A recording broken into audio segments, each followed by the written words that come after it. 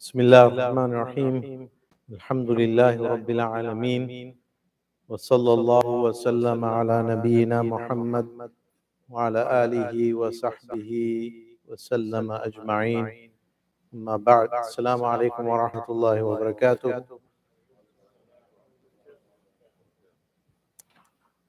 It's a great pleasure for me to be here. I don't need any welcome. Newark is, and this area, I know we're in East Orange, but Newark, East Orange is like my home. This is where I started my journey of knowledge. I went to college here. This is where I learned Arabic. I know many of the people here for many, many decades.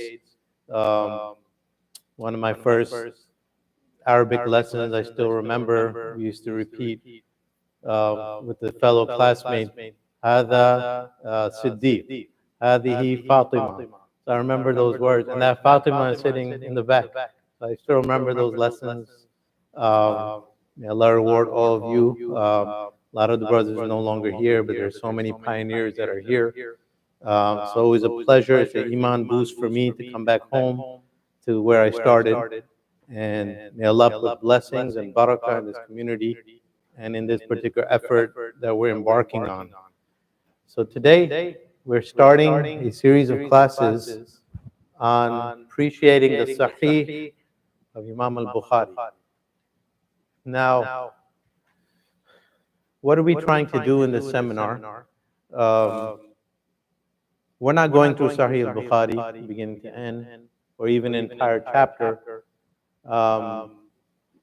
If I can accomplish one goal, then this whole seminar would be well worth it. And that is to help you appreciate the genius and the sophistication and the marvel of the greatest book ever written in the history of mankind after the Book of Allah. After the Book of Allah, is there any doubt that this is the greatest book ever compiled by a human being? It was compiled by a human being. But what does it consist of? It consists of the best examples and the soundest teachings of the Prophet ﷺ. And it's very underappreciated. Imam al-Bukhari was a genius. It's people don't understand his methodology. Many people are not able to appreciate the wisdoms of this book.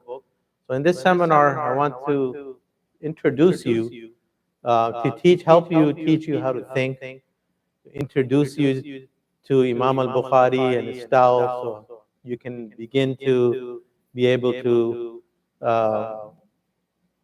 appreciate and learn from Sahih al-Bukhari. So to begin with, let me start with the origin story. It's important to begin with perspective. I will start every class with some interesting perspective. So I think here it's a good question to ask where it all started. Imam al-Bukhari was one of the 6 great muhaddithin. They were all from the same region of the world. They weren't Arabs. That's something surprising. They were from one particular region called Greater Khurasan. And so their ethnic background was non-Arab. So they were Persian. And that applies to all 6. Imam Bukhari, Imam Muslim, Tirmidhi, Abu Dawood, Ibn Majah, An-Nasa'i, all of them were not from the Arab world. They're from the East, this region as Greater Khurasan. Their ethnic makeup was Persian. So how did it all begin? How could it have happened that the individuals that brought the Sunnah to us, the individuals that brought the Sunnah to us, we have the 6 books of Hadith. Beyond that, we have a couple more. We have another one, Darimi, he's also from the same region. We have one more, Musnad Ahmad, he was the only one who's Arab. But all the books of the Sunnah, like the vast majority of them, especially at least the 6 that we all read, all these individuals came from one region. There must be something behind that. So for me, thinking about that, the origin story, I believe, goes back to Hadith in Sahih al-Bukhari, in Kitab al-Tafsir. the chapter on Surah Al-Jum'ah. Surah Al-Jum'ah. So Abu Hurairah radiallahu anhu, he says, كنا جلوسا عند رسول الله صلى الله عليه وسلم لما نزلت هذه الآية. Abu Hurairah says, one day we were sitting with the Messenger of Allah, and this verse was revealed, Surah Al-Jum'ah. So the verse is, وَآخَرِينَ لَمَّا يَلْحَقُوا بِهِمْ وَآخَرِينَ مِنْهُمْ لَمَّا يَلْحَقُوا بِهِمْ. And others you have not met yet. That's a portion of a verse. If you look up the original surah, so the first verse is, it begins, the verse prior to that, هُوَ الَّذِي بَعَثَ فِي الْأُمِّيِّينَ رَسُولًا مِّنْهُمْ. He, it is Allah, who sent among the unlettered people a messenger from among themselves to teach them, to purify them, recite the scripture to them, to teach them the book and the wisdom. And then the next verse, and others, and to others who have not, you have not met yet. So when this verse was revealed, Abu Hurairah said, قُلْتُ يَا رَسُولَ اللَّهِ مَنْ هُمْ. He said, O Messenger of Allah, who are these people? Because the first verse talks about Allah sent the Nabi to the unlettered people. That's the Arabs, the Quraysh, and everyone that was with them. But then the second verse after, or the next verse after that, and others. So Abu Hurairah says, I asked the Messenger of Allah, فَلَمْ يُرَاجِعُهُ. He did not answer. حَتَّى قُلْتُهُ ثَلَاثًا. Until I said it 3 times. Or I asked the question 3 times. And then he said, Abu Hurairah, amongst us was a bunch of people. Amongst us was one person by the name of Salman. Salman the companion. Where was Salman from? Persia, same region, the east. So the Prophet ﷺ, he got up, he went to the audience, he put his hand on the shoulder of Salman, and he said, لو كان الإيمان عند الثريا لناله رجال من هؤلاء. So his hand is on the shoulder of Salman the Persian. And he says, the Messenger of Allah says, if Iman was as far away as Thuraya, Thuraya is a star. It's the Pleiades constellation, but it's one of the stars. If Iman was as far away as this star, these people would attain it. So he didn't point, but he has hand on the shoulder of Salman. لَنَادَهُ رِجَالٌ مِّنْ هَؤُلَاءِ. So what was he saying? He said, Iman, if Iman or faith was so far away, as far as the stars, these people would get there. And his hand was on the shoulder of Salman. So when you think about that, Salman was only Persian among the companions. And eventually Islam spread. It spread in the Arabian Peninsula. Then it went north, then it went south, then it went east, south to Yemen, north to the Holy Land, Sham and Syria. Then went west to Africa. And it went all simultaneously. And it went to the east. And then 150 years later, after the Prophet ﷺ, was the age of Hadith. This age of Hadith, 6 individuals outshone everyone else. They were the greatest, among the greatest scholars of Hadith. And they wrote their 6 books, or they compiled the 6 books of Hadith that we read today. They're on your shelf right now. These 6 books were written all from the people of Persia. There must be some connection. The Prophet praised these people, and the Prophet praising them, and Allah saying, وَآخَرِينَ مِنْهُمْ لَمَّا يَلْحَقُوا بِهِمْ. I mean, the verse is speaking about all the Muslims that will come later. But in that particular context, the Prophet singled out Salman's people, people of Persia. And that's probably the secret behind how it was these people that preserved the sunnah of the Messenger of Allah sallallahu alaihi wasallam. So that's the origin story. And then the second incident I want to, so that's the beginning. And then I want to share with you another incident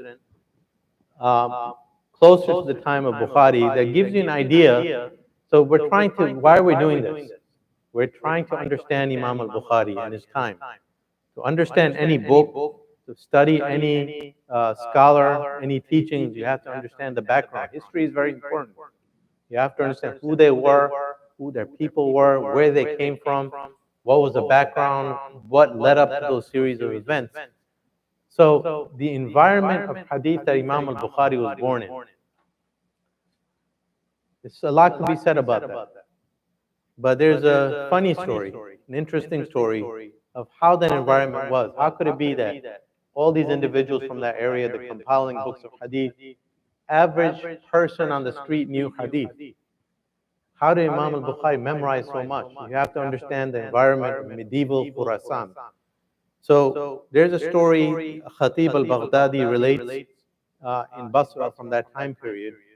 So there was an individual by the name of Nasr ibn Ali al-Jahdami.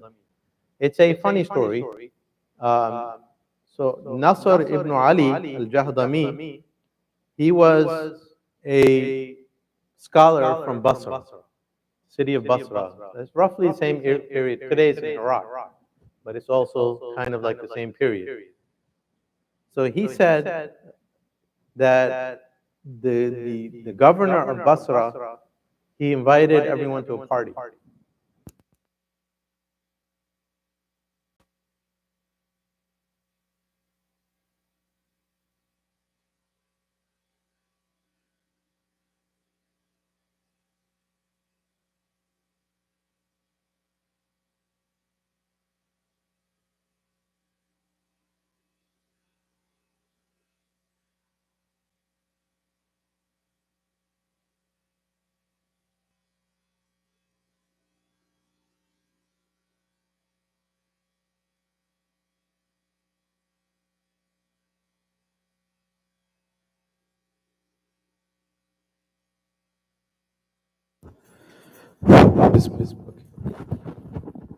So Nasr bin Ali, the scholar of Basra, he says, كَانَ لِي جَارٌ طُفَيْلِيٌّ. He said, I had a neighbor who was Tufayli.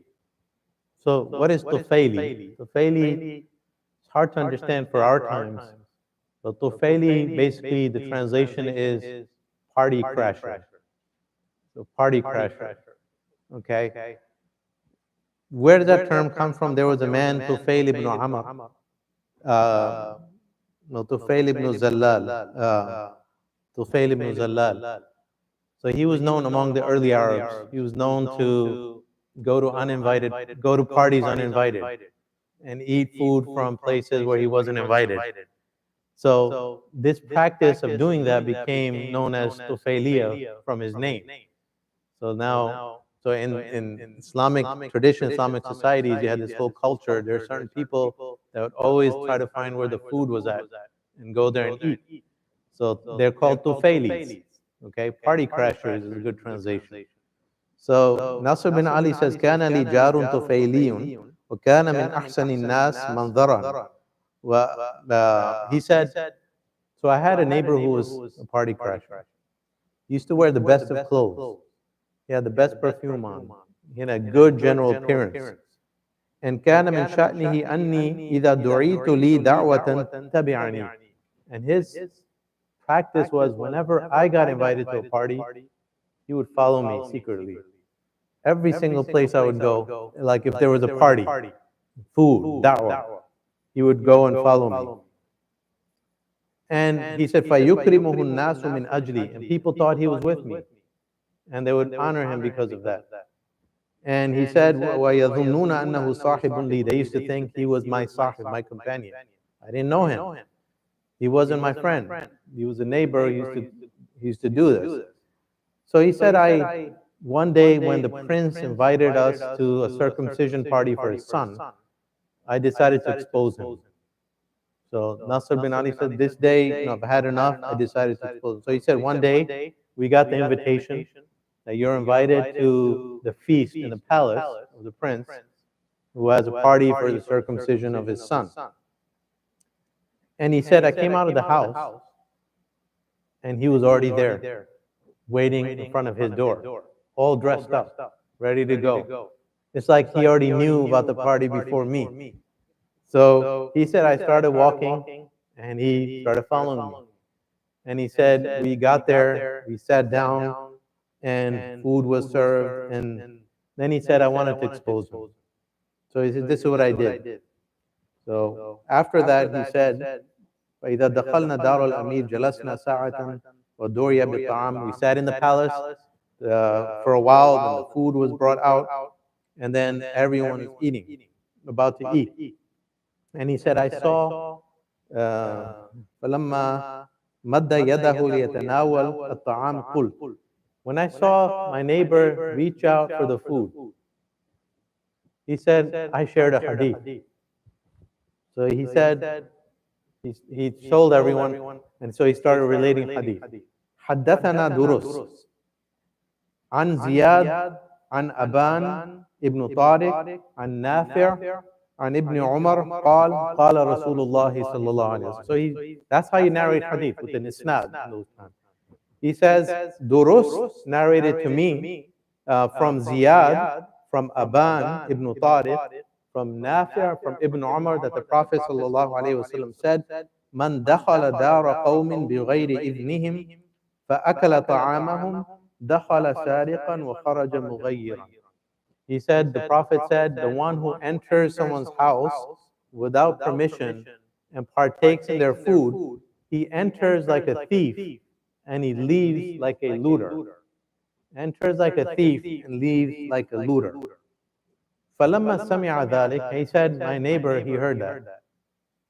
And this was his response. So listen to his response. That party crush, that neighbor, فَلَمَّا سَمِعَ ذَلِكَ قال أثبت لك عثرا والله من هذا الكلام فإنه ما من أحد من الجماعة إلا وهو يظن أنك تعرض به دون صاحبه. So he said, you have no shame.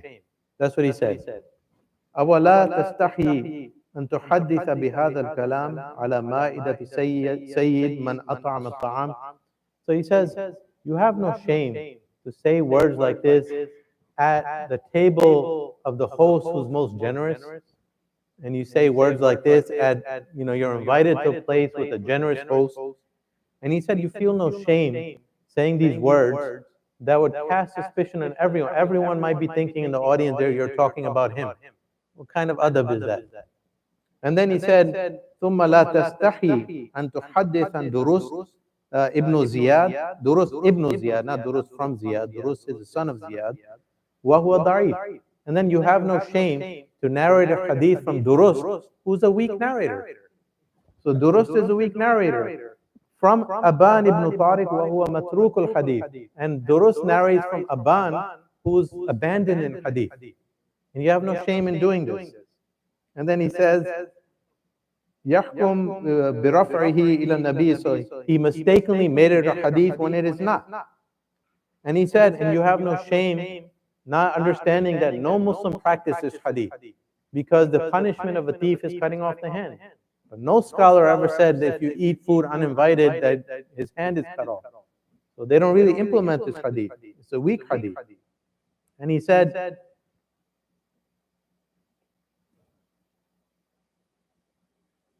وَأَيْنَ أَنْتَ عَنْ حَدِيثٍ حَدَّثْنَاهُ. He said, why don't you narrate a hadith like the hadith I'm about to share with you? And he said, حَدَّثَنَا. He said, Abu Asim al-Nabi. I narrate you from Abu Asim al-Nabi, from Ibn Jurayj, from Abi Zubayr, from Jabir ibn Abdullah, from the Prophet sallallahu alayhi wa sallam, قال طعام الواحد يكفي الاثنين. The Prophet ﷺ said, the food of one person is enough for two. وَطَعَامُ الْإِثْنَيْنِ يَكْفِي الْأَرْبَعَةِ. The food of two people is sufficient for four. وَطَعَامُ الْأَرْبَعَةِ يَكْفِي الثَّمَانِيَةِ. And the food of four people is sufficient for 8 people. وَهُوَ إِسْنَادٌ صَحِيحٌ. And that is a sound isnad. So that was his answer. And then Nasr bin Ali said, I had no answer. I didn't know what to say. I was silent. So he said, the party went on, I left, and he also left, but he crossed the road, so he was angry at me. So he went on the other side of the road, and we went home. So this is an incident that shows you, even people, normal people in the street, they knew their hadith. And this is the environment that Imam al-Bukhari was born in. Everyone knew isnad. Everyone knew hadith. Everyone knew, or many people knew, which hadith was sound, which hadith was not, based on the isnad. So keep these two things in mind. It kind of helps you understand Imam al-Bukhari. This is his environment that he was born in. So he was special. Allah chose him. Allah elevated him. But Allah chose him to be born in that kind of environment where everyone excelled, but he was above the rest. And then the origin story, like I shared with you, that testimony of the Prophet ﷺ about the people of Sulaiman. So that's the origin story. So I'm going to keep this like understandable, not to give you too much. So that's the origin story, and I'll pause. If anyone wants to ask a question at specific points, we can. After that, the next point, I'm going to share you some advice about hadith and memorization and things like that. And then we'll get into Sahih al-Bukhari. So we'll break it up into portion by portion, inshallah. Yes, sister in the back.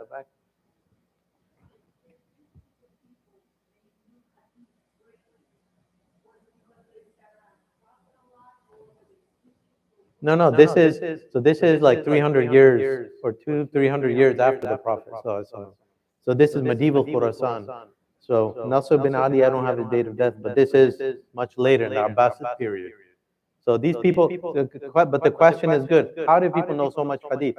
Look, every age has a trend, like, right?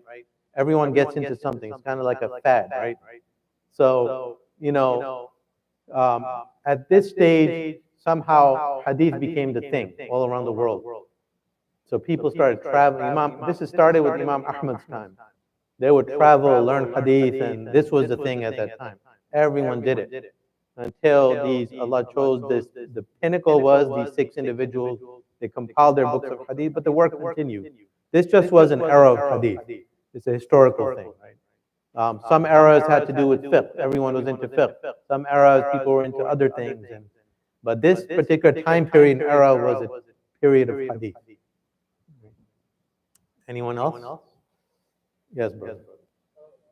What is this time period? Could you give like an approximation of the beginning of this time period and the end of this time period historically? The period of hadith, you mean? So there's no exact period that we can say started on this day because it doesn't start like that. But you can say it started, so the work started from the time of the companions. So the companions would listen to the Prophet ﷺ, record the hadith, write them down, memorize them. Then after the Prophet passed, they would sit down and start teaching. So every companion taught hadith. So it was always there. And then the companions had students. So you could say generation 2. So the companions are generation 1. Generation 2 is where the work really took off. In generation 2, this is the generation of the Tabi'een. So among them, there were 6 individuals known as Madarul Hadith. So they were the ones who excelled in hadith. So towards the end of generation 2. So this is roughly 150 years after the Prophet that this hadith science became crystallized. People started developing methods. Ibn Sirin said his famous statement. He said, "Al-isnadu min ad-din. Walaw al-isnad laqala man sha'a ma sha." Isnad is the protection of the deen. We didn't have the isnad, then anyone could have said anything he wanted. So this is where it all started. And then the pinnacle, you could say, was Bukhari, Tirmidhi, Ibn Majah, 6 books. And all of them died 220, 230 after the Hijrah. So like 200 something years after the Hijrah, the books were compiled. Okay, this is a rough estimate, inshallah. But the work always continued. We're sitting here today studying hadith. So the work never ends. It's not like it's just a period and it's over. But we're just sharing with you a particular time period where it was focused in Khurasan.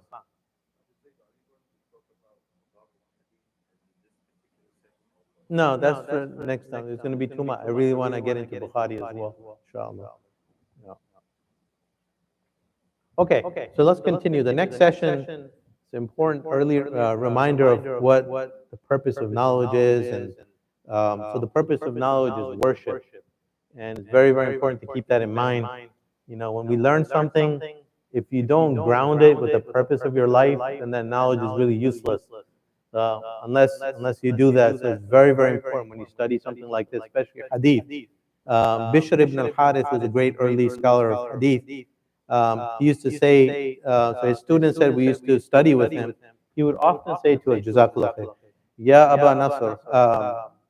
Well, he would ask his students, Atu'adduna zakat al-hadith? He would ask his students, have you given the zakat for hadith? The students were hadith students. He would ask them, did you give the zakat for hadith, the charity for hadith? And they used to say, Alil hadithi zakat? Like, how does hadith have charity, zakat? Right? Is there zakat that is due on hadith? So he said, Na'am. إذا سمعتم الحديث فما كان في ذلك من عمل أو صلاة أو تسبيح استعملوه. He said, of course. And what is the zakat of hadith? Whenever you hear hadith, whatever it contains of practice or making dhikr or praying or tasbih, you implement, you practice it. So that's really important to keep in mind. We're not here for an academic class. We're here to learn and improve our relationship with Allah, improve our purpose of our life. The purpose of our life is worship. That's what hadith really is. That's why Imam al-Bukhari wrote his book. That's an important reminder. Now, with that, there are different ways of learning. There are 4 ways of learning, and they have to do with hadith, but also they're practical for us. And these are the ways that hadith and knowledge was preserved. One of the ways is memory, memorization. That's number 1. So memory is very, very important. You can't study hadith without understanding this idea of memorization and memory. One of the scholars said, "Ilmuka ma dakhala ma'aka al-hammam." Your knowledge is the knowledge you take to your bathroom. What do you think that means? Your knowledge is the knowledge you take to the bathroom. Exactly. So knowledge is not your notes. These are my notes. Like, we're not real scholars. I'm looking at my notes to teach you. But real knowledge is the knowledge that's up here. That's a higher level. So that's why the scholar said that which you take to your bathroom is real knowledge. That's your knowledge. Everything else is in the book. You'll forget it. You need to read your book. That's also type 2, but the real knowledge is what stays up here. So that's why scholars were always focused on memorization and learning. That's very, very important. I'm not saying everyone has to memorize everything, but you have to understand. If you're not, everything's always in your notes. You don't make an effort to keep it here and to teach it. Then you can't go to that next level. A lot of the great books written in our tradition were books written from memory. A lot of the books of Ibn Taymiyyah. I mean, that's a miracle. Ibn Taymiyyah's books, a lot of them, massive volume, all dictated from memory. A lot of them. Not sitting down in a library, no computers, no books. Most of the time they didn't have libraries. Most of the time he was involved in jihad, battle. The Mongols were destroying the Muslim world. He had to leave Damascus, his hometown. They didn't have their libraries. His student Ibn al-Qayyim wrote Zad al-Ma'ad, which is one of the best books. We had a khutbah workshop today. All the material I took was from that book, from that section. It's an excellent book on the seerah. Remarkable book, a book of spiritual insight, and seerah, and fiqh. And it was all dictated on the back of a camel. He was going for Hajj or something. So, and it's like 4 volumes or something. He had no libraries to consult, to look up, let me find where this hadith. They had it up here. So that's real knowledge. There's one anecdote I want to share with you that has to do with Bukhari and memorization. There's a lot we can say, but just one anecdote that kind of ties it all together. So Imam al-Zuhri, there are certain scholars that had notes in our tradition, but a lot of scholars, they memorized. Not every scholar memorized, but among the scholars that memorized would be scholars like Zuhri, the teacher of Imam Malik. Zuhri would memorize, and he would teach from memory. And he was on the best experts of hadith. One day he taught Imam Malik 30 hadith. And Imam Malik, his memory was not like Zuhri. So he memorized 30 hadith from Zuhri, but he forgot 15. So he asked his teacher Zuhri to repeat 15. And Zuhri got really angry. He said, in my entire life, I have never asked any of my teachers to ever repeat anything. Everything I hear, I've never heard anything except that it stays here in my mind. So, and he said, for me to ask my teacher to repeat something would be heavier than moving a mountain. So that's certain individuals, they had that standard, like Imam al-Zuhri. So the anecdote I want to share with you is there was a great scholar, Imam al-Sha'bi. Imam al-Sha'bi was another scholar like that. He said something profound. He said, "Ma katabtu sawda'a fi bayda'a ila yawmi hadha." He said, I have never put black on white to this day. What do you think that means?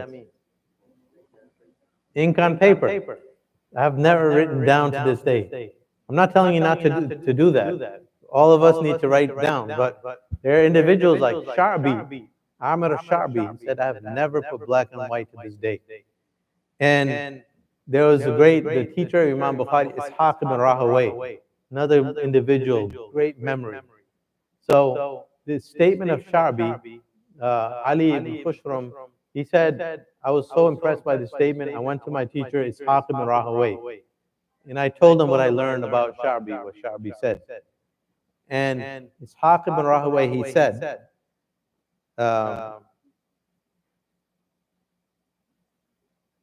أتعجب من هذا. He said, are you surprised by that? ما كنت أسمع شيئا إلا حفظته وكأني أنظر إلى 70,000 حديث. Ishaq said, why are you surprised by that? He said, I have never heard anything in my life except that I memorized it automatically. And he said, Ishaq ibn Rahawayh said, right now I have 70,000 hadith in front of my eyes, like I'm looking at them right now. So this is Ishaq. So Sha'bi, and then Sha'bi's statement was related to Ishaq ibn Rahawayh, and he said these words. Later on, someone said Ishaq's statement to Imam al-Bukhari. Imam Bukhari was Ishaq's student, so one generation below. So he said the same thing. This one of these individuals, he said to Bukhari, this is what Sha'bi said, this is what Ishaq ibn Rahawayh said. Imam al-Bukhari said this. He said, أَوَتَعْجَبُ مِنْ هَذَا. Are you surprised by that? لَعَلَّ فِي هَذَا الزَّمَانِ. Perhaps there is one in this time, مَنْ يَنْظُرُ إِلَى مِئَةَيْ أَلْفْ حَدِيثٍ فِي كِتَابِهِ. There might be a person today that's looking at 200,000 hadith in front of his eyes. What was he talking about? Who was he talking about? Himself. But Imam al-Bukhari, the reason Allah made his Sahih so special, he had this humility about him. He wasn't arrogant. He didn't brag. So look at how he said it. He said, maybe there is someone in our time that's looking at 200,000 hadith. He had to relay that information. There are individuals that memorize that much. But he didn't want to say, I'm the one who memorized 200,000 hadith. So this is what he said. So this is one powerful way of preserving knowledge. And that's one of the ways hadith was transmitted, memorization. The second way is writing. Number two is writing, the importance of writing. So there are a couple of individuals that didn't write down, but that doesn't mean the rest of the individuals did not. Everyone else wrote down. So it's very, very important. One of Muawiyah ibn Qurra, he said, "Man lam yaktub al-ilm, fala ta'udduhu aliman." The one who doesn't write down, don't consider him a scholar. Meaning the ones who there are different ways of taking classes. There are people who take classes, they just sit in the back, just listen. They're not really taking notes. They just want to be there for barak. You can't really consider them scholars. They won't be able to teach that information later on. But there are other scholars that are sitting in the front rows, writing everything down. So those are the people that really go on to take that knowledge to the next level. So this is very, very important. Someone asked Ibrahim al-Nakhai, a great jurist of Kufa, the hadith of Salim ibn Jad, the hadith of Salim ibn Abi Jad are more complete than yours. Why? Why are there more hadith people learning from Salim than you? Salim ibn Abi Jad is not that famous. Ibrahim al-Nakhai is very famous. He was among the students from the heritage of Ibn Mas'ud, and among the founders, not the founder, but he's the teachers of the teachers of Abu Hanifa. So they asked him, how come you're such a great scholar, but the hadith of Salim, who's lesser known, but he was your class fellow, people study that more. He said, "Inna Saliman kana yaktub." He said the difference is Salim used to write, and unfortunately I wasn't writing things down. That's why today his hadith, his teaching is living on more than mine. So this is the importance of writing down. So this is very, very important. This is the second important way of preserving knowledge. And that's also how hadith was transmitted. Hadith was written down from the earliest days, from the time of the companions. There's this idea among Orientalists and even some Muslims that no one wrote hadith down until about 150 years after the Prophet. So how can you know that it's sound? So a lot of mistakes happen. That's not true. Hadith was being written down from the earliest days. Amr ibn al-As, the son of Abdullah ibn Amr ibn al-As, he was one of the scribes of the Prophet. He said the Prophet gave him permission to write hadith down. And he said, I wrote down 1,000 hadith from the mouth of the Prophet ﷺ in his lifetime. And he knew about it. So there were hadith being written down. Just because we don't have those books from that time, the originals, doesn't mean they weren't written down. They were being written down from the earliest times. So all the scholars, they had notes, like all these scholars teaching hadith, Imam Malik teaching the Muwatta, Imam Bukhari teaching the Sahih. They had their copies in front of them. Students would come and write their own copies and then they would compare the notes to make sure it's an accurate representation of their teacher's copy. And then it would be transmitted. We have many manuscripts today from some of those times that are written in those original inks. So this is another idea we need to deconstruct, that nothing was written down until a long time later. That's why there are a lot of mistakes and it's not reliable and things like that. So we have in the Muslim world today, you can find writings of Ibn Taymiyyah in his original handwriting. We have his handwriting. We have writings of Ibn al-Qayyim. We don't have the original handwriting of Bukhari's time. That's a lot earlier. Well, you have the book. I myself, one of the profound experiences I had, one of my teachers, Sheikh Walid, called me once, and there was a scholar in Medina who was researching Ibn al-Jazari. Ibn al-Jazari is a Quranic scholar. So he's the one who compiled the Qur'at and documented them. He's a great scholar. So he has a lot of books. He has poems, Kitab al-Nashr. Anyway, this scholar in Medina was researching Ibn al-Jazari, and he came across, he's looking for his manuscript, original manuscript. And he said, I found out that there's a manuscript exists in New Jersey, in Princeton University Library. And he's from Medina. He said, can you have someone look that up? So Sheikh Walid called me. So I went and I registered with the Princeton University Library first. It was a process. And then I went there. They have a manuscript division. So if you register, you can request any of these original manuscripts. There's some certain rules. You have to wash your hands. Sometimes you have to wear gloves. You sit in a special place. You can't take it out. They bring it to you in a box. So he brought Tayyibatun Nashr. It's a poem of Ibn al-Jazari in a box. And I was just going through it. So it's a leather binding kind of like this. The leather binding came later, but the pages were all original. The leather binding gave the history of the manuscript. Some Jewish traveler, a white Jewish traveler, was traveling in the 1800s, probably or 1700s, in Iraq, and he came across this copy and he just took it, or he purchased it and he brought it back. Upon his death, he donated it to the Princeton Library. So I was going through it. It was really beautiful. The pictures beautiful. But at the end, at the last page, it was signed by Ibn al-Jazari himself. So this was a book from Ibn al-Jazari. This is 600 years old. So Ibn al-Jazari is a great scholar. We have his book in his own ink. He didn't write the book, his student wrote it, but at the end it says, like there's a note, this entire poem was written in the presence of Ibn al-Jazari, and he signed off on it. So that signature was his from his time. So hadith was written down from earliest times, our knowledge was written down, and we have manuscripts today. But now that books are published, we don't need the manuscript. That's why people aren't aware of manuscripts, because the books are published. Now you can buy the book on the shelf. You have Sahih al-Bukhari here on your shelf. There are a couple of editions I was looking at before the class.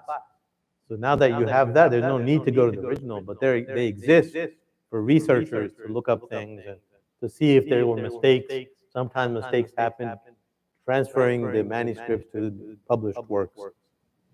So we're going through four important methodologies of preserving knowledge. So number one was memorization. Number two was writing down. Number three, and the rest are going to be shorter, there's only four. Number three is the importance of asking questions. The importance of asking questions.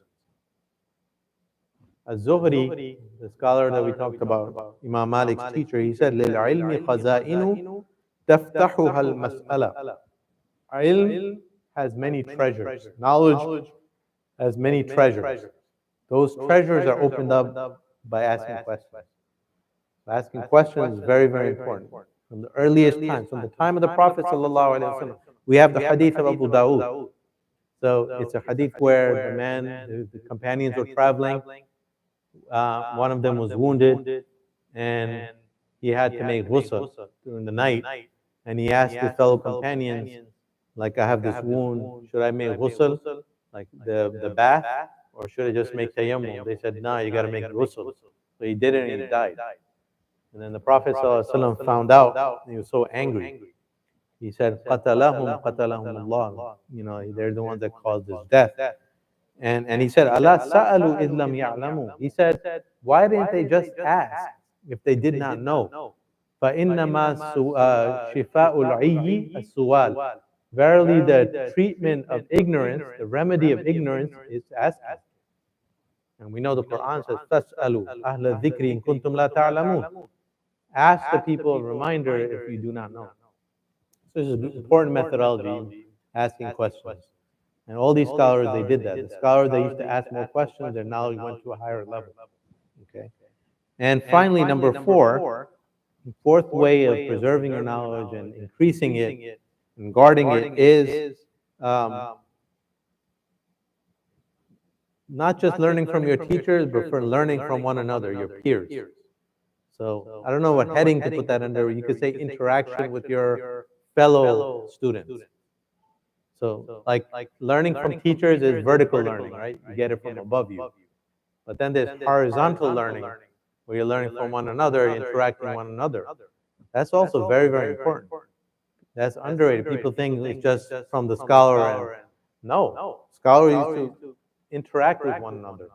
Bukhari sitting when he was 16 years old, he's traveling, sitting in classes, learning. And his students are learning from him because they realize he was better than them. Even the teacher, they would realize who Bukhari was, they would learn from him. There were several teachers of Bukhari. One of them, Ismail ibn Abi Uwais, the nephew of Imam Malik. The nephew and son-in-law of Imam Malik was a teacher of Bukhari. But he wasn't that strong. His books had a lot of mistakes. When he realized who Bukhari was, he asked Bukhari to fix my books. And that's his student. So Bukhari would fix his books, and later on, he would teach from the books, and he would say, Abu Abdullah, this great student of mine, this is corrected by him. So this happens by interacting with one another. Ibrahim ibn Sa'd asked Az-Zuhri.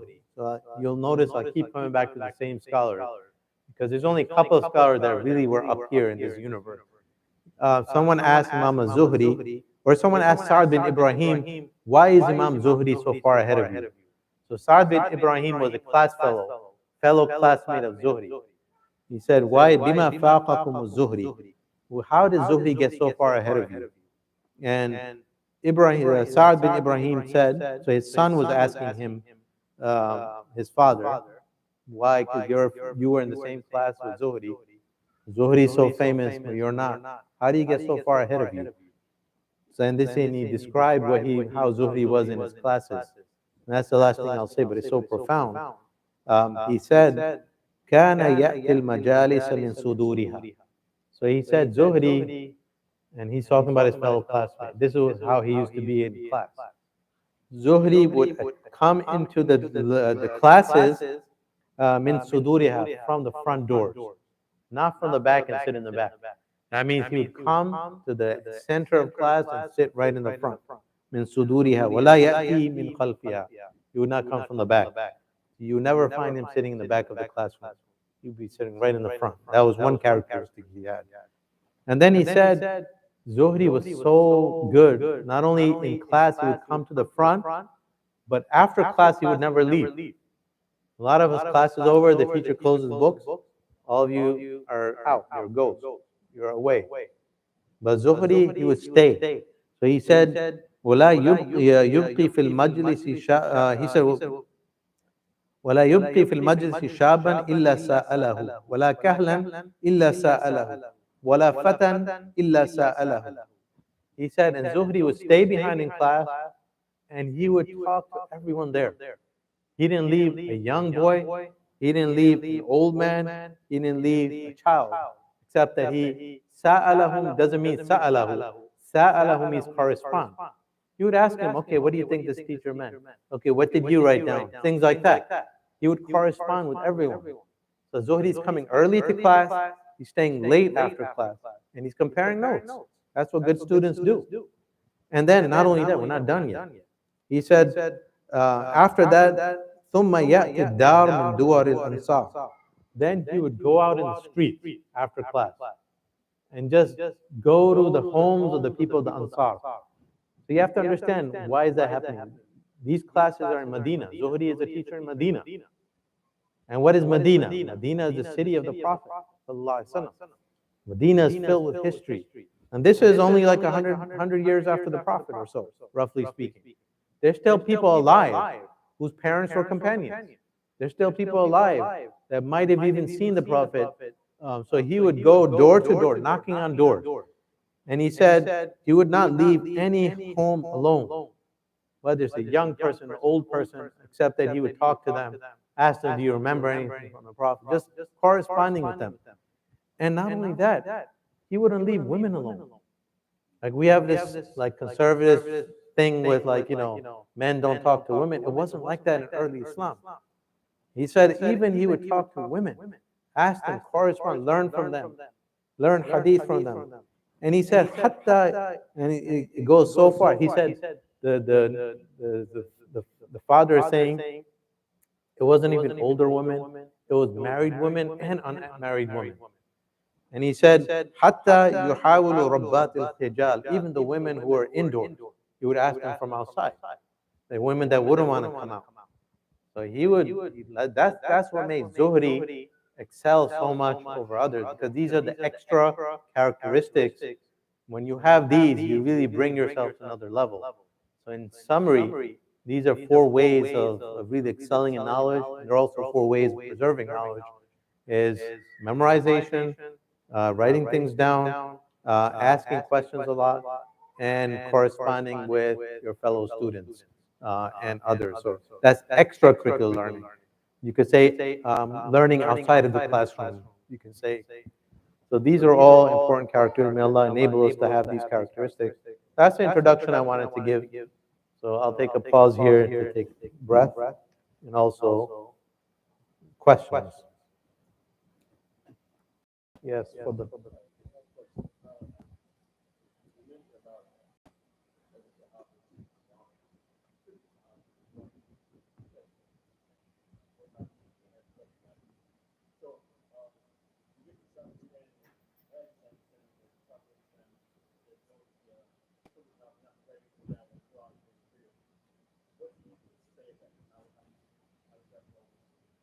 so that's an excellent question. The question is, there are some hadith that seem to indicate that the Prophet forbade the writing of hadith.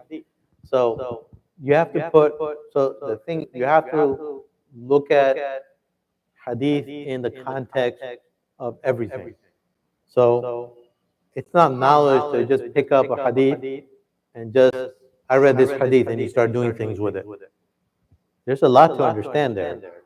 Okay, what else did the Prophet say on that topic? When did he say this hadith? When did he say the other hadith? What do we know about the topic? And putting it all together, you have to come up with an understanding. So it was never the case that hadith were forbidden to be written down.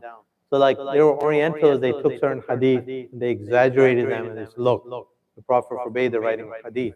He did not. So we have other hadith that Abdullah ibn Amr ibn al-As, he said the Prophet gave him permission to write down hadith. So what did that particular hadith mean? So scholars say it probably meant that maybe he was speaking to specific people and he was dictating Quran, so he didn't want hadith to be mixed with Quran on that page. That's probably what he meant. It wasn't a general pronouncement to the community, for sure, because we know everyone was writing hadith. So you have to put that in mind, inshallah. Yes, brother.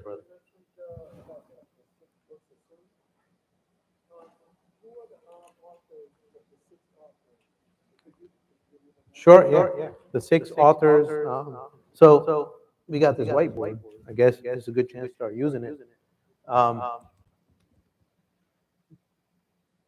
You have Sahih Bukhari. That's number one. You have, what's the second one? Sahih Muslim, very good. So these are the authors, and the second name is the author. The first name is the name of the book. So Bukhari is the author, Muslim is the author. Number three, I mean, now there's no order. Give me another one. Ibn Majah is six, because that's the weakest one. Okay. Nasa'i, okay, good. Sunan, An-Nasa'i, good. Tirmidhi, good. Sunan,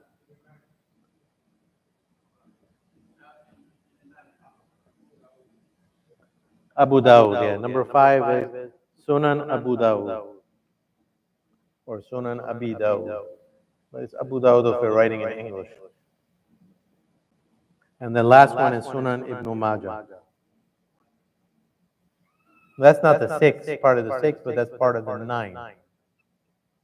Yeah, we have others. So this is the six. There's something called Usul al-Sitta, the six primary books. These are the six foundations of Deen.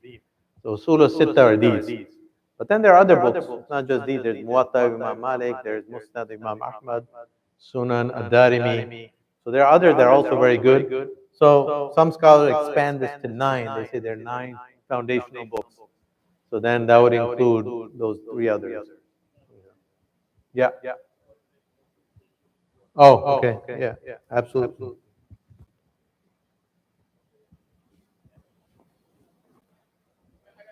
Yes, go ahead, brother.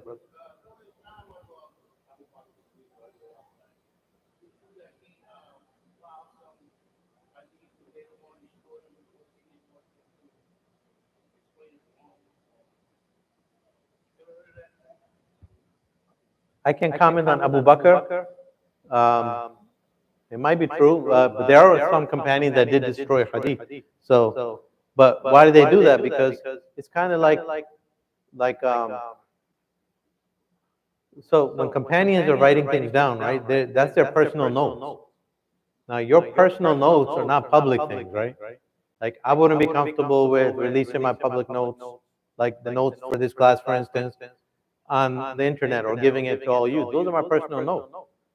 Before I do that, it has to go through a process. I have to go through it and make it ready for the public, because I might be using terminology for myself, abbreviations, and sometimes I think out loud, I'm not that sure about it, I write things down.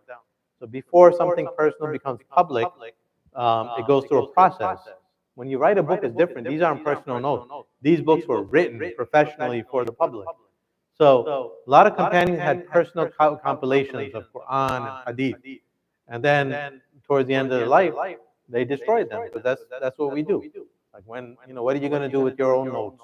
Or you might leave it for your children, but so that's what happened. It wasn't like they were destroying hadith because they're hadith, but the companions that were writing hadith, most companions were memorizing at this stage, but the companions that were writing, they would transmit them. So there are many companions that had musnad works. Musnad Abu Huraira, or Sahifa, they were called Sahifa. Abu Huraira had a collection. Abdullah ibn Amr ibn al-As had a collection. They had these in their lifetime. And when students would come study with them, they had their book. They would teach their book. So many companions had books of hadith, like compilations of hadith that they would teach. What happened to them? Ultimately, later scholars, they took their books, absorbed them, and they became part of like other bigger books. So most of these became part of the Musnad of Imam Ahmad. Imam Ahmad's Musnad had a lot of these books of the companions absorbed into them. So you have Musnad Abu Huraira in there, Musnad Hammam ibn Munabbih. You have the Musnad of so and so. Wallahu a'lam. Yes, brother. Have they revised the Musnad of Imam Ahmad? Because I find that you can't find what you want to find. You just got to sit and just read one particular Sahaba all the way through. Have they revised that? Allahu a'lam, the Musnad Ahmad, has it been revised or not? It must have been. I think I saw something where it was republished in many volumes. Um, but I'm not familiar. I study Bukhari and Muslim a lot, so I just kind of tuned out from the other stuff. So there's only so much you can study. Um, and plus, you're old school. You got to come to the internet. You know about the internet? Like, you always ask me about the fihras and like indexes. Those were for a time period. Now you have to move on. Now you don't need that anymore. Now you can search. And it's just whatever website you're using or whatever database you're using has to be reputable. They accurately brought the contents here. So the Musnad Ahmad is so large, it's 30,000 hadith. So it's very difficult to go through it. So that would be best served by going online or using electronic database. That would save you hours of time. So Allahu A'lam. But there's still a need to like go through hadith. The Musnad that I'm familiar with is a Musnad that was edited and short commentary of every hadith by the father of Imam Hassan al-Banna, Shaheed, the founder of the Muslim Brotherhood. His father was a Hanbali scholar, and he published the entire Musnad. And like, so it still is available. So you can read his short commentary. So that's amazing. That's amazing fact that I learned of that. It should be, yeah. I had it in PDF. It's multi-volume. Okay. I'll just go this way, one by one, and then I'll go to the sisters. Yes.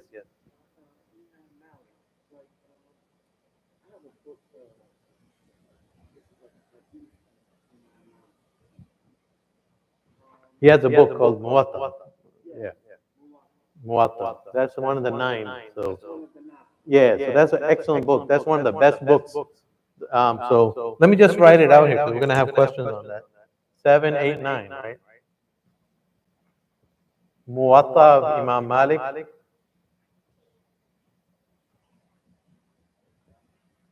Then you have Musnad Ahmad, Imam Ahmad. Then you have Sunan Darimi, right? And there might be scholars that have a different order. You might say, well, I prefer this one over this one. So this is not revelation. This is just like an academic thing. There are a lot of scholars that didn't like Ibn Majah being in the 6 because it's a weak book, generally speaking. Muwatta is the strongest book. The strongest books on here, the 3 strongest books that generally sound: Sahih Bukhari, Sahih Muslim, and Muwatta Malik.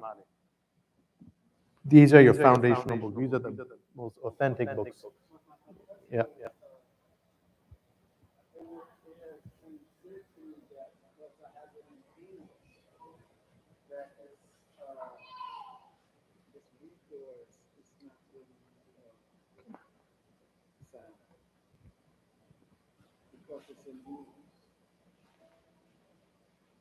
I've never seen a Muwatta just in English. It has Arabic and English side by side, right?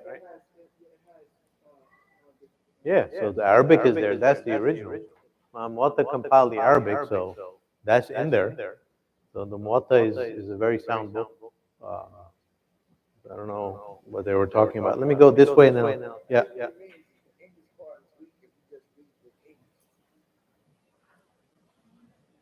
Yeah, I mean, the English is not the original for sure. But I wouldn't call it weak because if it's an accurate translation, why would you call it weak? If it's a sound hadith, that's just a translation. But can you understand fully just from the English? You can understand most of it, yes.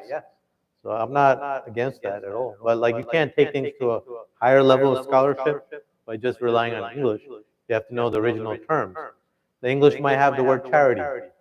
What is the original? Is it talking about zakat or sadaqah? You won't know that because there's no English word for that. So you have to know the Arabic also in order to get to another certain level of knowledge. But the English is still very good. Yeah. My question is, like somebody like Bukhari, would you consider like a savant, like the ability to be Yeah, he was a prodigy, of course. He was like exceptional prodigy. No, he wasn't average. How sincere another person they're not gifted as For sure, for sure, Imam al-Bukhari was a miracle. Allah created him as a miracle. Like, I mean, Allah creates different people with different aptitudes. So Imam al-Bukhari is no one like that in our tradition. And I didn't get into his biography, I will. But when you see the things that he did and he was involved in, there are people like that. It's a medical condition. I'm a doctor. There's a medical condition called, I forgot the name for it. It's photographic memory. It's not a lot of people in the world that have that. It's a handful. They have this thing where they can't forget anything, ever. I mean, that's like a disease because like you need to forget. You need to forget certain things. Imagine never being able to forget every insult, every fight you had with your wife, never forgetting that, like, or scary things or things that frighten you. But Imam Bukhari was definitely gifted. Yeah. You, I have two questions. yeah. My first question, which we kind of went about before, but concerning the Muwatta of Imam Malik. Me being a medic, I always wondered why that's considered the third strongest book of Hadith. Why is it? Actually, it's primary. It's equal to Bukhari Muslim, not even third. So it's at equal strength of Sahih Bukhari and Sahih Muslim. Mhm. Then why is it considered not included in the Kutub six? In the sixth. In the sixth. If it has that type of strength, why is it only not included in that kind of categorization of the six books? Okay. First question. Okay. Second question is about this idea of knowledge. The uncle had mentioned that this hadith that the Prophet mentioned discourage writing hadith down. Right, but then I don't know if it's true, but from what I heard is that Umar also had a problem with people just narrowing hadith. He actually stopped the Herrera who was connected to narrowing hadith. So it seems I don't go as far as to say that seems problematic, but there is an extreme caution in comments loosely narrating or writing down hadith. So how do we reconcile that with the compilation of hadith books? You understand? Yeah. That's excellent question. First one's easy. Why is the Muwatta not part of the six? For some people, it was. So this six isn't set in stone. It's not revelation. You could have a different order. This is just an academic historical thing. But why do those scholars historically not include the Muwatta there? Very simple. Everything in the Muwatta is already in Bukhari and Muslim. Muwatta came first. That's why it's not lower level, it's higher level. But because it's already there, adding the Muwatta would not add any new hadith. So they decided, let's take Ibn Majah because there's extra hadith. So the Muwatta is kind of included within Bukhari and Muslim. And that's why Shah Waliullah, the scholar of India, he considered the strongest book of hadith in mankind is the Muwatta of Imam Malik, and he considered Bukhari and Muslim to be offshoots of the Muwatta, to be commentaries of the Muwatta. And it's kind of true. The Muwatta, when I say that, Muwatta, I mean the hadith in Muwatta. Muwatta contains more than hadith. So that's another reason why it wasn't included. Muwatta is not just a book of hadith, it's a book of fiqh. Contains a lot of opinions of Umar and the jurists. So it's not just a book of it. These are all books of hadith. So that's one of the reasons why the Muwatta wasn't included there. It was more than a book of hadith, it's a hadith plus. But if you take all the non-hadith out of the Muwatta, just look at the hadith themselves, all of them are in Bukhari and Muslim because they are sound. That means Bukhari and Muslim consider them the soundest. And in fact, Bukhari's methodology is this. Every chapter that Bukhari has, he always starts with a hadith from the Muwatta. Every chapter, if he has something on there. Yeah. So he starts with a hadith from the Muwatta if he has a hadith on that chapter. If it's in the Muwatta. You would never put another hadith then bring the Muwatta hadith second. You would always put it first. So that shows you how he looked at the Muwatta. The prophetic hadith in the Muwatta are the highest strength. Imam Malik was a solid scholar of hadith. And Imam Bukhari took the Muwatta, not from Imam Malik, he lived earlier than him, he didn't meet him. He took the Muwatta from the students of Imam Malik. People like his nephew and son-in-law, Ismail ibn Abi Uwais. and people like Muhammad ibn Yusuf at-Tinnisi and others. So he had 4 or 5 teachers that were students of Malik that he took the Muwatta from. And he always tried to put the Muwatta first in every chapter. Yeah. Okay. Okay. So the Sahih Bukhari followed Imam Malik. No. So he often did. A lot of the time he did. But Bukhari, so you have to understand, at this stage, these scholars are independent scholars. They're researching every issue, coming to their own opinion. So Bukhari was an independent mujtahid. So he had original ideas. He would think about every issue. But often, you might even say majority of the time, he agreed with Imam Malik and Abu Hanifa also. So, but he wasn't a strict follower.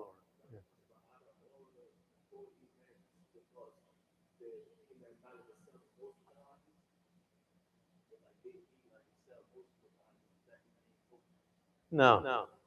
So, well, yeah, he taught hadith as well, but so did Imam Ahmad ibn Hanbal. He had the Musnad. So almost all the Imams, they were doing kind of the same thing. They were teaching Quran and hadith and trying to bring it all together to produce, like, to teach us how to practice Islam in our lives. So they all kind of had the same thing, but Imam Malik is the only one who wrote a hadith book that is part of like the 9. Well, Imam Ahmad also, but it's not the same kind of book. The Muwatta is a really solid book that was taught. So that he's kind of unique in that. So, okay, let me go to the sisters. I know, just because sister, any sister with a question? Yes, sister.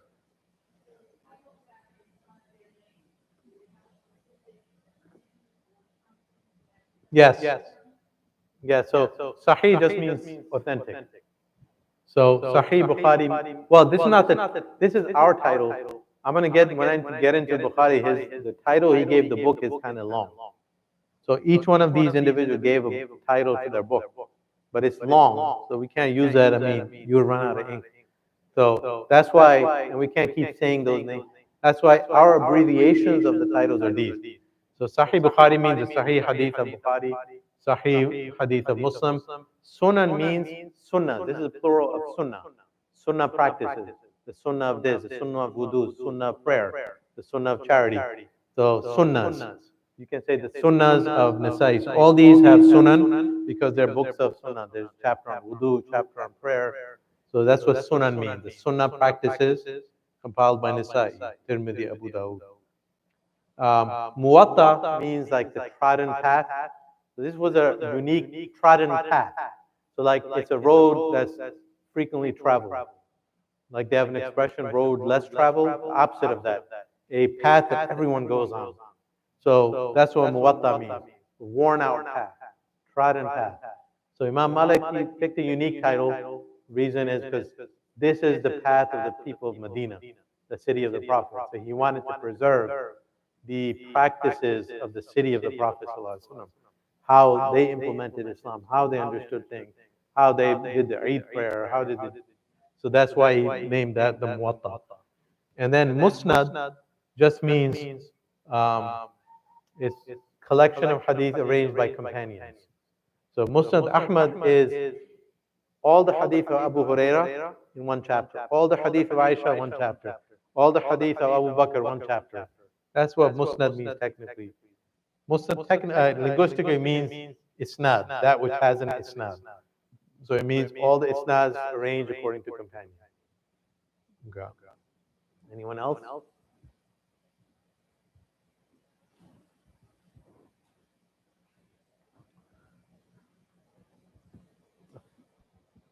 I have no idea what time it is. Let me check. I forgot my watch. Oh, 12:28. I got to do my class. Okay. What time is Zohar prayer here? 1 o'clock? Okay. So I need to take a 5 to 7 minute join a class, but I'll come right back. So if you guys take a break in the meantime, yeah, just take a break, and I don't mind coming back and continuing with questions. Inshallah.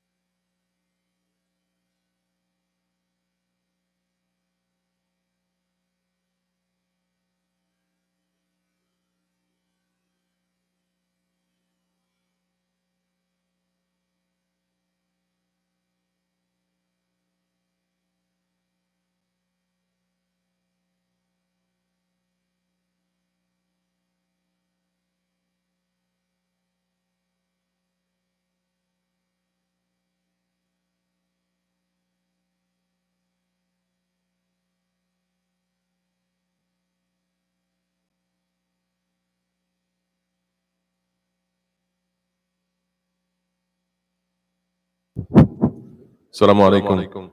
Brothers and sisters, one of the book distributors is asking me to take a poll of the class if there's anybody that's interested in Imam Bukhari's biography. Inshallah, we can all, as a class, take and order it together. Inshallah, get a nice discount. So anybody that's interested before the class is over, let me know, inshallah, so that we can put it all together in one order. Inshallah. Yeah. One volume. One volume. I don't know the cost. No, inshallah. Assalamu alaikum.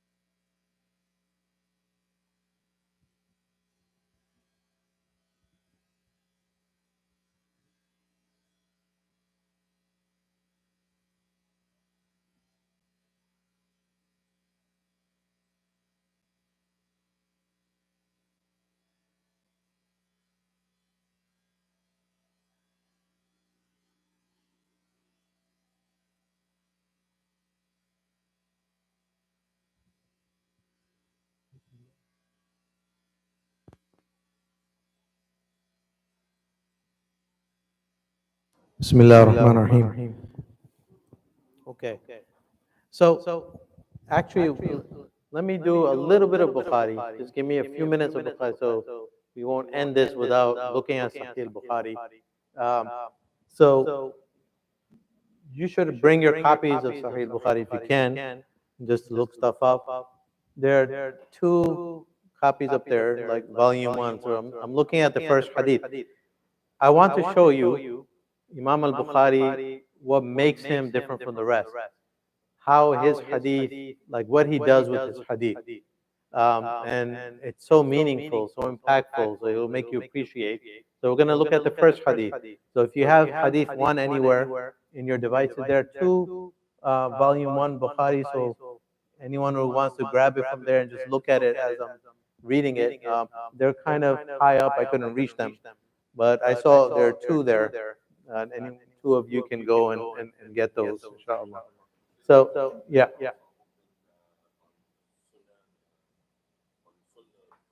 Oh, sunnah.com, right? Yeah, you can do it online. There's a lot of different online stuff. But I wanted to show you what Bukhari does with the first hadith.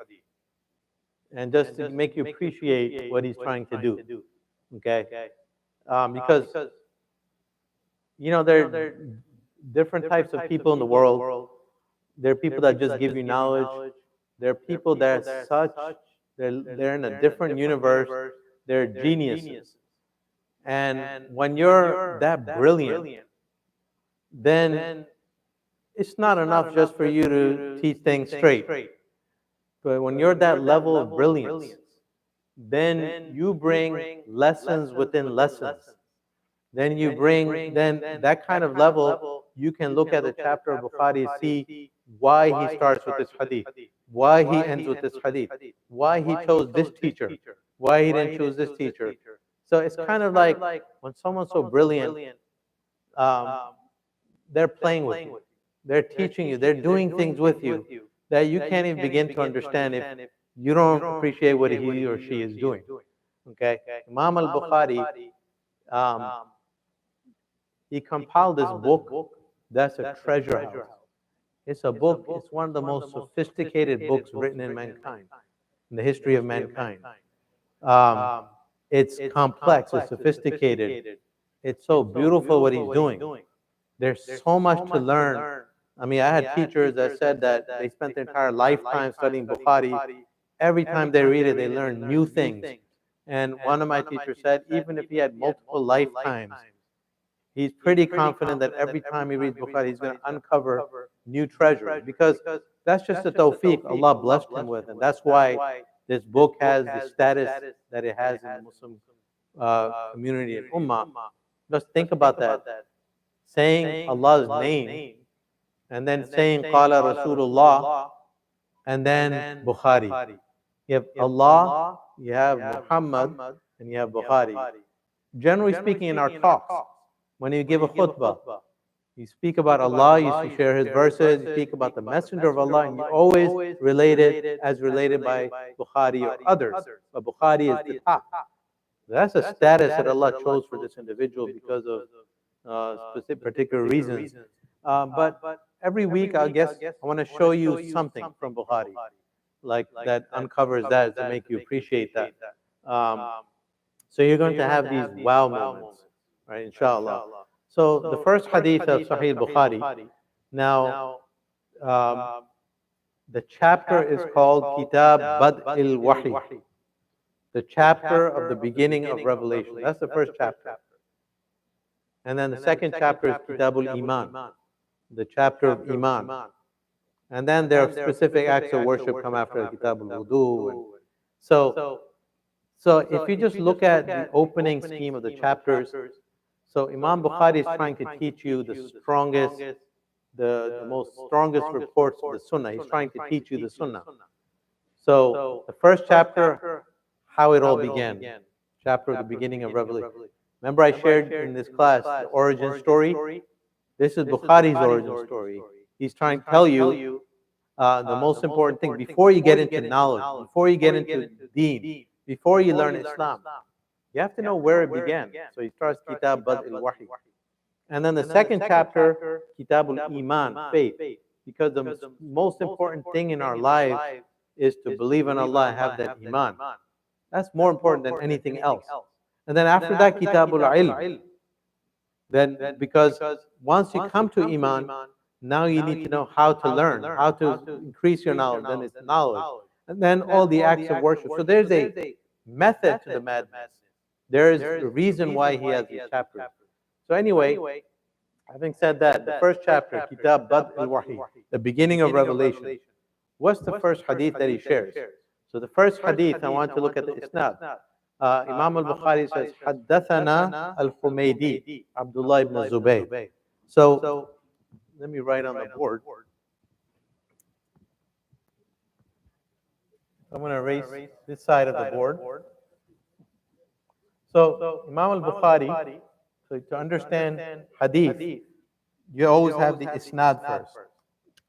So you have number one, Haddathana al-Humaydi.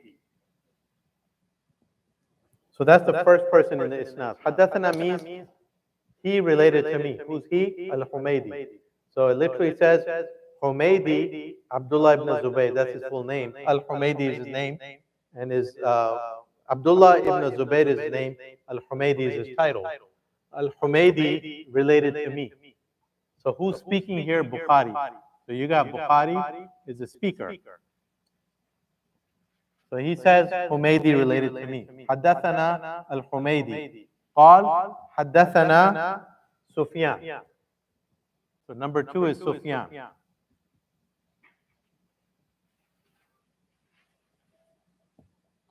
Qala, Haddathana Yahya ibn Sa'id al-Ansari.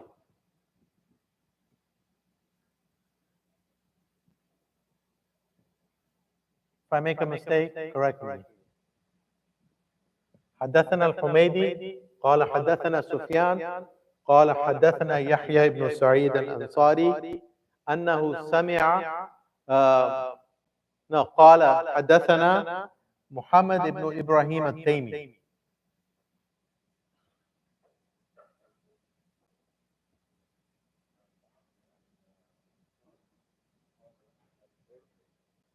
أخبرني. طيب.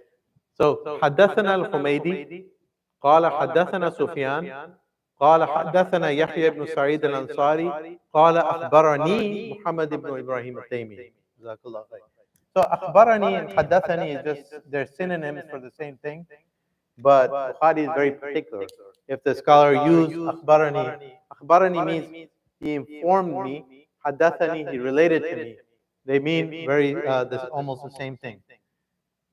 And then Muhammad ibn Ibrahim al-Taymi says, أنه سمع Alqama ibn al-Waqqas, right? So he relates from Alqama. So he says he heard Alqama ibn al-Waqqas al-Laythi. يقول سمعت عمر. Alqama says, I heard Umar. سمعت عمر ibn al-Khattab وهو على المنبر, while he was on the minbar. And then Umar says, سمعت رسول الله صلى الله عليه وسلم, and the hadith, إنما الأعمال بالنيات. Okay? Bismillah. So you have Bukhari here, you have the Prophet sallallahu alaihi wasallam words here. In between you have 6 individuals. So now, first of all, a couple of things to deconstruct here. The chapter, Kitab Bad al-Wahi, the beginning of Revelation.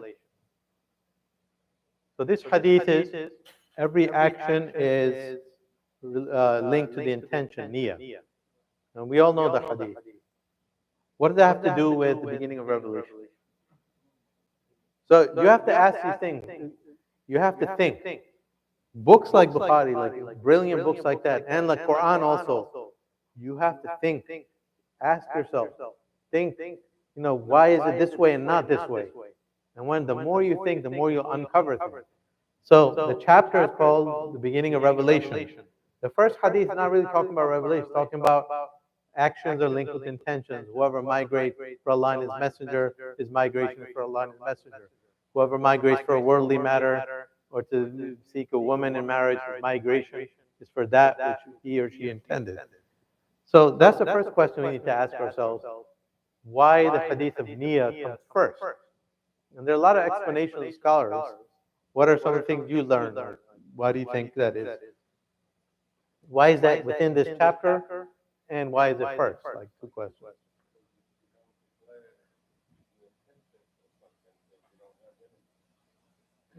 Okay? So intention is very important because without intention, you don't really have the acts of worship. Yes, bro.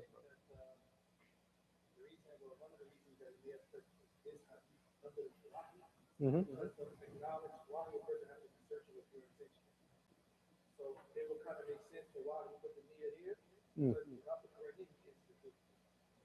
That's nice. So this chapter, okay, this is what he said. The chapter is about wahi, revelation. So first of all, you gotta put that in mind. Like Bukhari is gonna teach you deen from the Prophet ﷺ.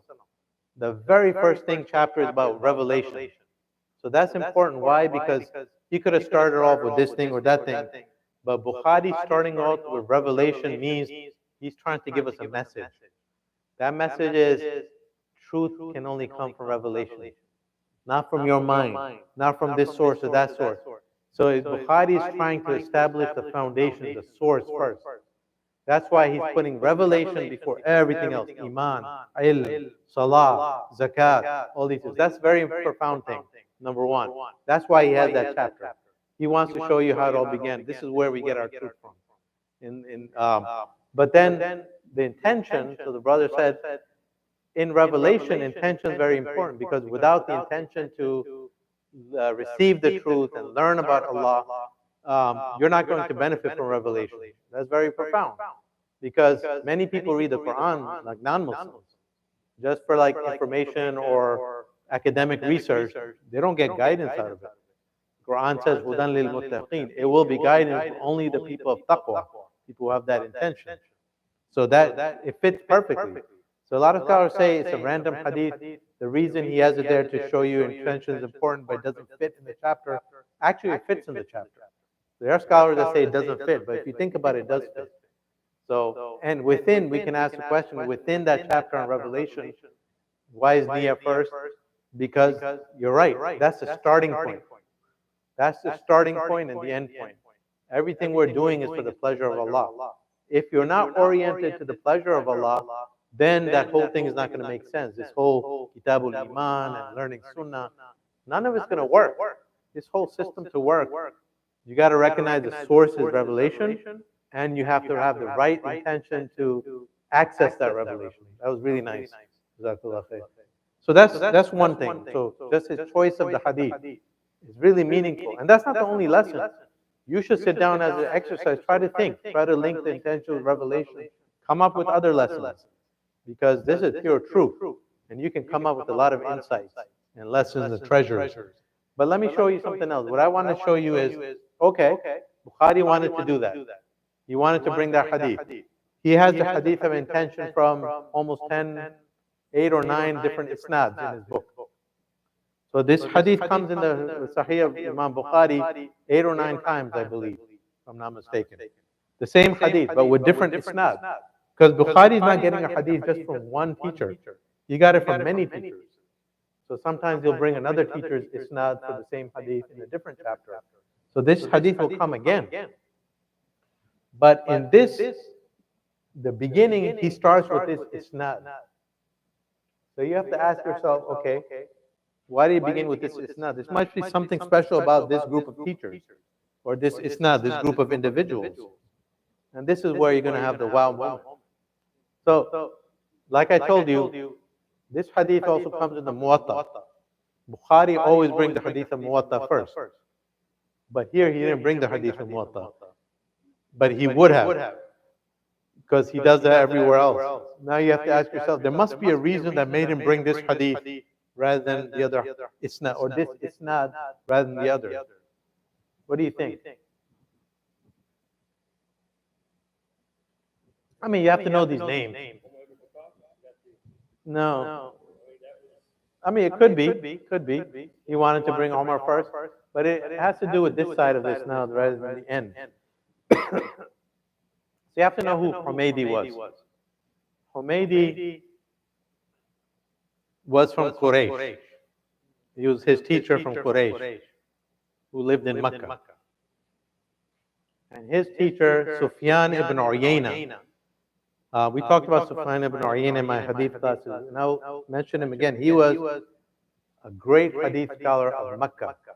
He would teach in the Haram. He would have tens of thousands of students learning Hadith in Masjid al-Haram in Mecca. So Sufyan is the greatest Hadith scholar of his time in Mecca. Humaydi is from Mecca. Yahya ibn Sa'id al-Ansari, where was he from? Al-Ansari, what does that mean? Yeah, Ansar, right? So he's Ansar. Medina. Mecca. Muhammad ibn Ibrahim at-Taymi, also from Medina. I mean, it's just historical information. And Medina, and then Omar, Medina. So, look at this. Mecca, Medina. The chapter, Bad al-Wahi, the beginning of Revelation. What do you guys think? The beginning of Revelation, that's the name of the chapter. He starts with a teacher from Mecca, who's from Quraysh. And then he gets a teacher from Mecca, then they get from teachers in Medina. So he's showing you in his isnad, Revelation began in Mecca, and then it came to Medina. Look at that. He's not saying that directly. He could have wrote that down, but he didn't write a book for like average people. He wrote this book for scholars. How are you going to uncover that? By asking questions, thinking deeply. Why did he bring this isnad? There are other isnads that he would have brought first. But look how he's teaching you stuff just from his choice of teachers. He's using the isnad, but you have to know these individuals. You have to think. So Revelation began in Mecca, two Meccans, and then two Medinas. Look at that. The other isnads don't have that of the Hadith of Niyyah. He could have brought the other isnad, but it wouldn't fit into this brilliance that's trying to teach you lessons within lessons. And another thing here is, Humaydi, he picks it as the first teacher. Bukhari has hundreds of teachers that he brings books, hadith from. So also you have to ask, okay, he has hundreds of teachers. He began this amazing book with the teacher Humaydi. Humaydi is not that famous. He has other teachers that are hugely famous. Why would he bring Humaydi first? I mean, other than Mecca, okay, this is one reason. But second reason is Humaydi, the name comes from Ham. And every time we start a khutbah, we start a book, we say Alhamdulillah, we start with Ham. So he's bringing Humaydi, just that name resembles Al-Ham. Just, this is how he's beginning. So this stuff, we're not making it up. This stuff is in Sahih of al-Bukhari. And some of the stuff we haven't uncovered yet. You need to think. You need to dig deep into, ask questions. But for that, you have to know history. You have to know a little bit about Bukhari's methodology. You have to know what he normally does, and when he doesn't do that in that particular section, you have to ask questions, and then you uncover these wisdoms. So look at that, subhanAllah. So many things you learn, and that's all I wanted to share with you. I mean, you could derive like 15 or 50 lessons from this isnad, from the hadith, but this is the main one. So this, I think, is a good illustration. I mean, I know it's time for prayer. That people like Bukhari, they're not content with just sharing information. They're organizing that information in the best way, and they're teaching you not only with their words, but with their choices, and they're containing lessons within lessons. And that's where real knowledge is. Wallahu ta'ala a'lam. What are we going to do with the prayer? Okay.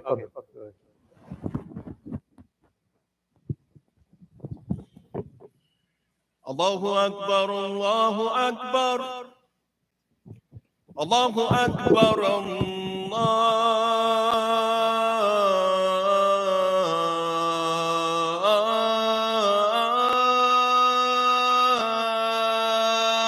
Akbar. أشهد أن لا إله إلا الله.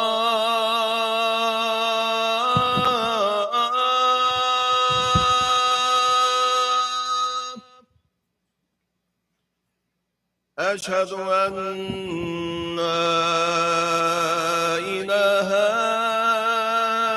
إلا الله.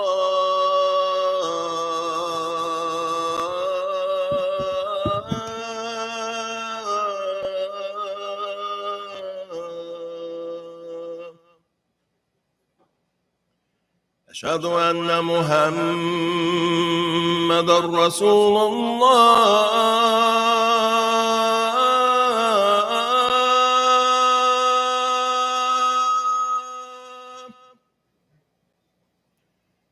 أشهد أن محمد رسول الله.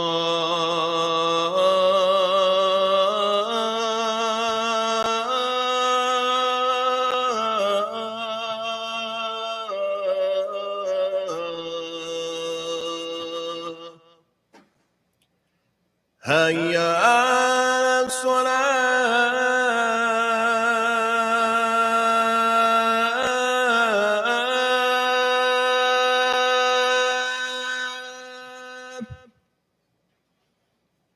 هيا على الصلاة.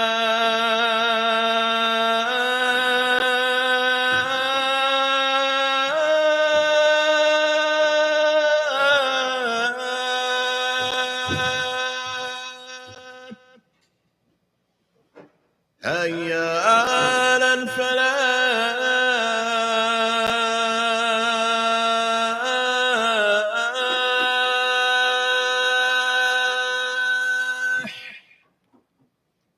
هيا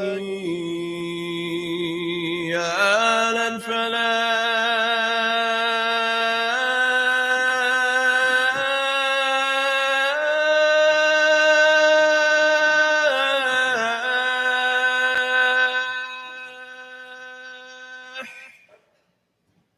الله أكبر الله